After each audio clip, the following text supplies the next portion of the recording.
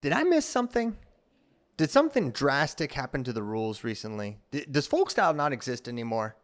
Because and it's a shame I had to wait over a week to talk about this with Final X and everything going on. But right before Final X, huge news in college wrestling. The NCAA Rules Committee passed through a ton of rule changes. Now you may be thinking, well, I thought this happened 6 weeks ago. Those were the proposals. The vote was last week, and the votes came in, and all but one of the proposals went through. So we're going to go into what went through, what didn't make it through, and why I think this is overall a great change for the sport of wrestling. But as I mentioned, I'm wondering, and I actually second guessed myself. I need to reread these rules because I'm on Twitter right now, and Shane Sparks is just adamant that folk style doesn't exist anymore, and it's something else. And Shane's a friend, and Shane's funny, but he's got some support here. There's other people that think, yeah, not folk style anymore. It's something else. It's a takedown tournament. It's this, it's that. It's freestyle light. And I had to be like, wait, what did they pass? What happened? What's going on? Well, let's look at these rule changes, and you help me understand. I'm asking for help.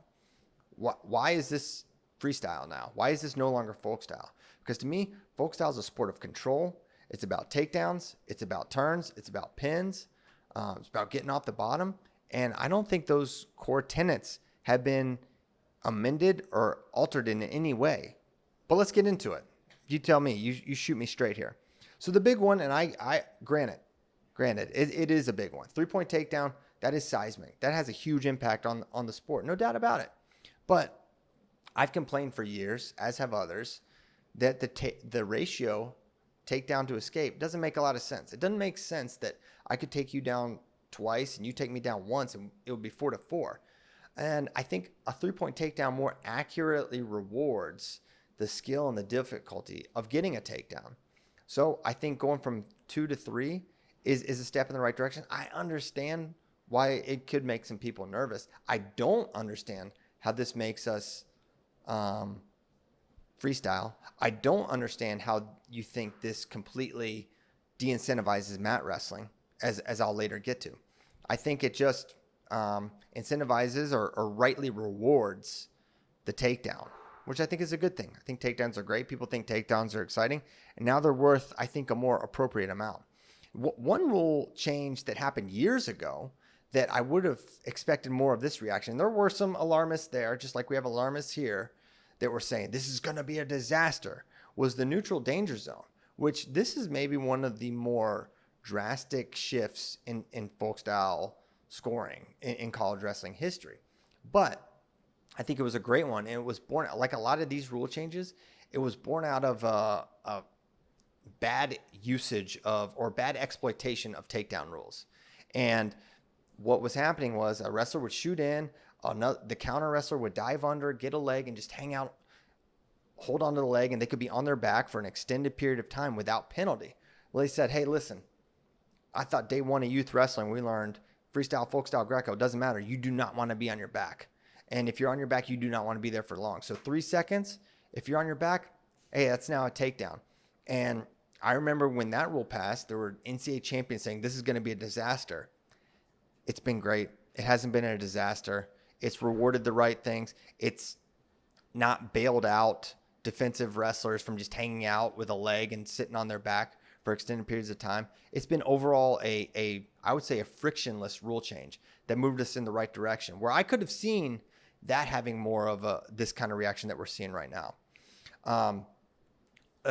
One of the rule changes that didn't get through, this is the only one in fact, was the riding time point. So what they were suggesting was making it a turning point where you had to earn near fall points in order to earn the riding time point. Well, they decided not to go through with that. They said, you know what, we're keeping riding time as is, which to me keeps it more, you could say, I don't know if it keeps it more folk style in that ethos, but it certainly maintains similar rule set, right? We're not making a change to riding time. It's the exact same. But there's no real credit given to that amongst the alarmists, right? It's just all about, the sky's falling and folk style is no more.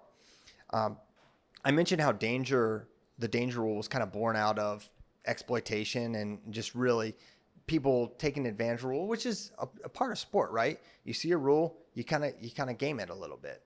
Well, what we were seeing with the rear standing takedown, a lot of people didn't like it, and it created a lot of confusion. And I think the rules committee said, hey, this doesn't make sense. Let's change it. And if you recall, the Ethan Laird Max Dean match was wild.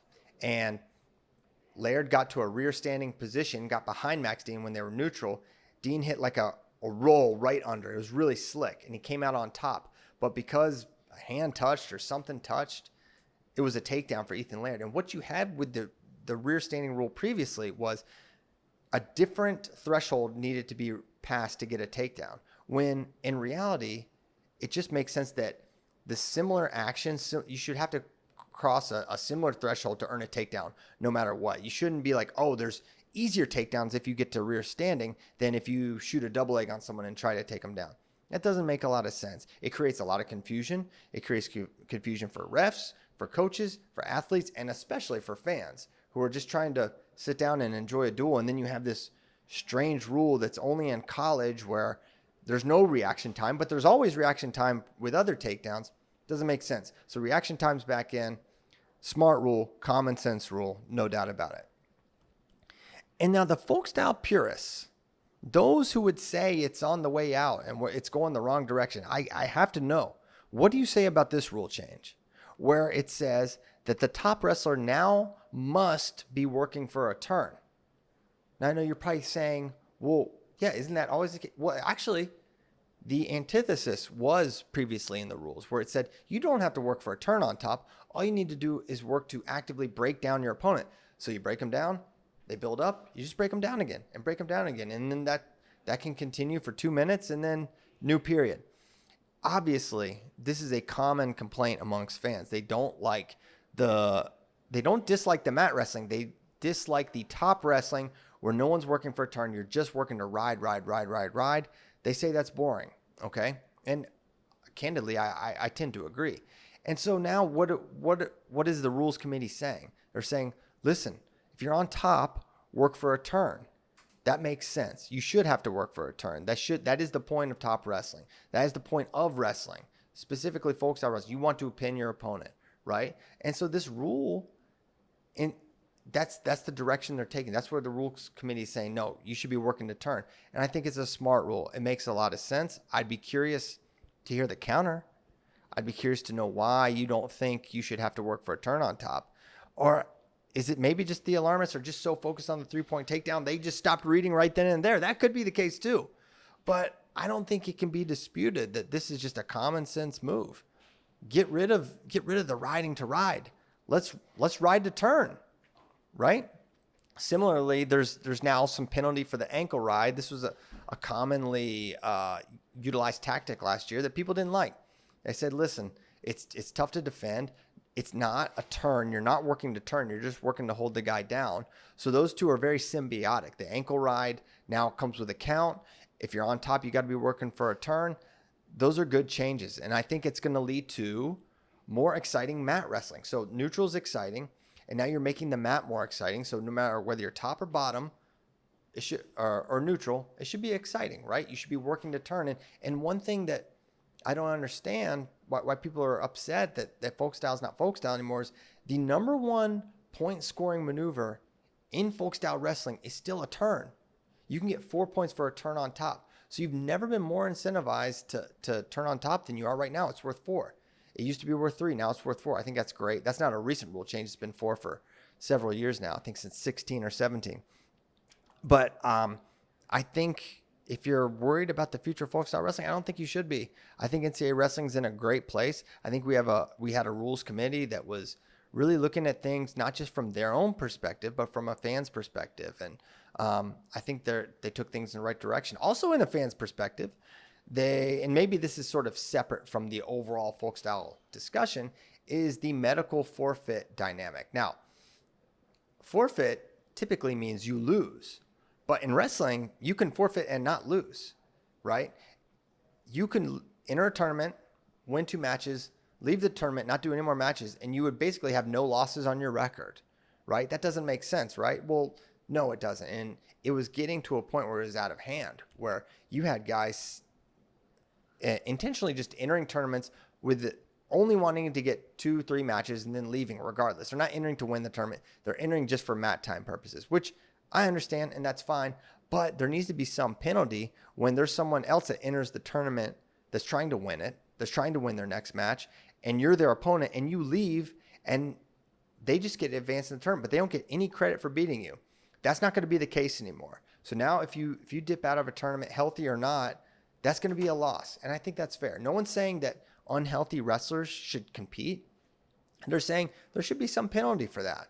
And it's the reality of why we're at this point and why this rule change was made is not because there's so many injuries and people leaving the tournaments. It's because there's so many healthy wrestlers leaving the tournaments. And that's why they had to make the change. It's called a medical forfeit, and you're forfeiting for not medical reasons. That's a gimmick. That's your game in the system, and now that's going to be penalized. And this came to this conversation reached a fever pitch at 2022 Big Tens when we had forfeits in Big Ten finals and placing matches and early on, and you had athletes overheard saying, "Yeah, I'm forfeiting out. I already beat this guy. I already got my win over this guy, so I don't get to wrestle. So I'm not going to wrestle him again." The code there being, for seeding purposes, if this guy beats me, now we're square. I've got the win over him. If I can just leave the tournament, then he can't get it back over me, and I still get the benefit of my win over him in a seed and winning percentage and all that. It's obviously that's just there's not a lot of integrity in that, right? So they made the change. I think it's a smart change, and I'll say this, and maybe finish with this. I think Rob Cole kind of said it best when he said, "Listen, we're making these changes, and don't think this isn't the fixed state, right? If something happens and it's horrible and it's just a worse thing, which there's no part of me that thinks that's going to be the reality. But if it is, the rules can be changed. That's why we have these rules committees. That's why we have these proposals and votes. And if it's terrible, they'll change it. But I think we're going to look back on this moment and be like, I think some of the alarmists might be like, yeah, kind of overreacted there. I think it's pretty good. And I can't wait to see these rules in action because I think they move NCAA wrestling forward.